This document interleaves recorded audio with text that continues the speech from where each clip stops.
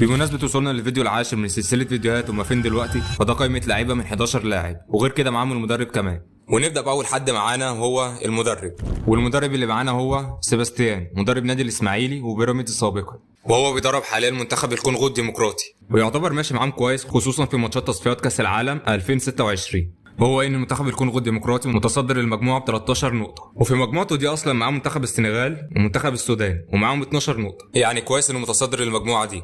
ونروح بقى لقائمه ال11 لاعب، واول لاعب معانا من القائمه وهو الحارس المرمى السعودي محمد العويس. ومعظمنا كمصريين عارفين محمد العويس سواء كان مع نادي الهلال او الاهلي او حتى مع منتخب السعوديه، بس العويس موجود حاليا في نادي العلا في دوري يلو او الدرجه الثانيه من الدوري السعودي، وانضم للنادي ده في مايو 2025. وعمر الحارس ده حاليا 33 سنه.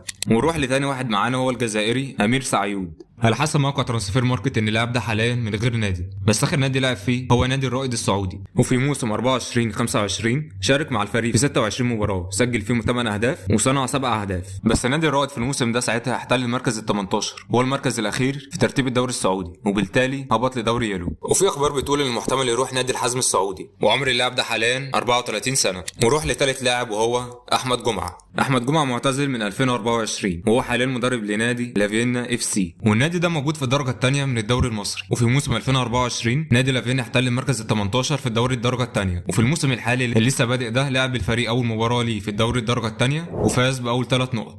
ونروح للرابع لاعب وهو الجزائري اسلام سليماني، واللاعب ده موجود حاليا في نادي شباب بلوزداد. بس في موسم 24-25 اسلام سليماني ساعتها كان معار لنادي وستيرلو البلجيكي في الدوري الممتاز، وشارك مع الفريق ده في 18 مباراه، بس معظم المباريات نزل كبديل، وسجل مع الفريق هدفين بس. وسن اللاعب ده حاليا 37 سنه. ونروح لخامس لاعب وهو بنجامين اتشيمبونج. اللاعب ده حاليا من غير نادي، بس اخر نادي لعب فيه هو نادي اوروبا اف سي، والنادي ده موجود في الدوري الممتاز لجبل طارق. والمعلومات اللي موجوده او اللي لقيتها هو انه شارك مباراه واحده مع الفريق ده وما سجلش اي هدف. وعمر اللاعب ده حاليا 34 سنه. ونروح لسادس لاعب وهو احمد حمودي. احمد حمودي حاليا من غير نادي، بس اخر نادي لعب فيه هو نادي اسوان اللي هو كان في موسم 22-23، وفي الموسم ده شارك مع الفريق في 14 مباراه بس ما سجلش اي هدف.